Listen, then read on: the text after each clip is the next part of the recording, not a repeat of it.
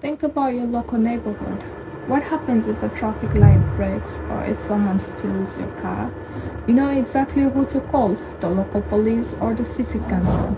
We have governments who make rules and keep order within our countries.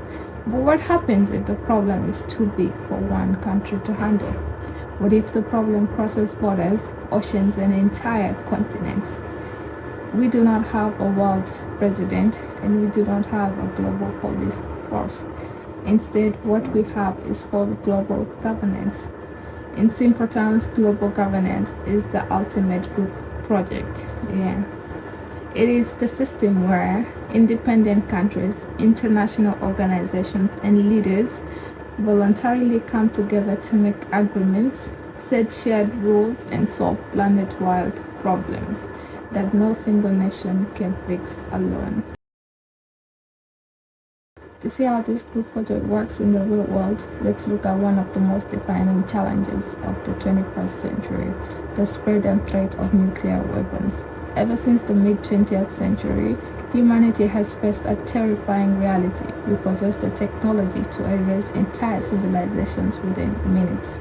If every country decided to build its own nuclear arsenal to protect itself, the risk of an accidental or intentional nuclear war would skyrocket.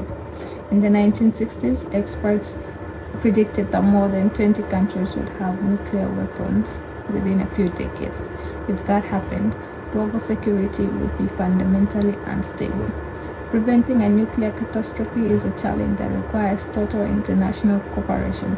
A single country cannot stop its neighbor from building a bomb simply by asking nicely. You need a global framework. The global governance tries to solve this using three main tools: a treaty, a police force, and global consequences.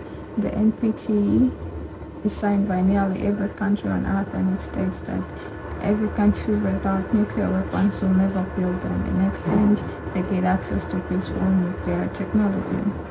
The IAEA is like the nuclear police force. Its job is to inspect nuclear power plants and install tamper-proof cameras to track radioactive material. They ensure that fuel meant for electricity isn't being diverted to build a nuclear weapon.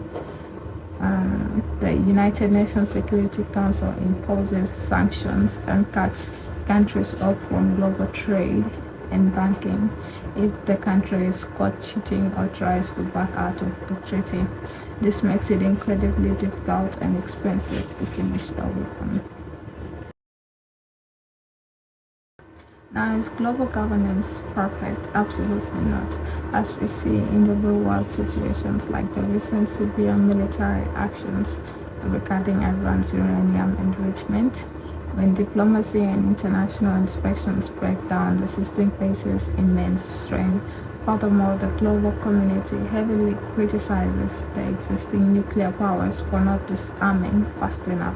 But here's the reality check. Because of global governance, the terrifying prediction from the 1960s never came true.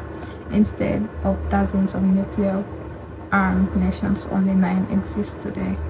Global governance isn't a perfect world government. It is a fragile, constant effort of diplomacy. But when it comes to preventing nuclear crises or tackling climate change and pandemics, it is the most powerful tool humanity has to ensure our shared survival. Thank you for watching.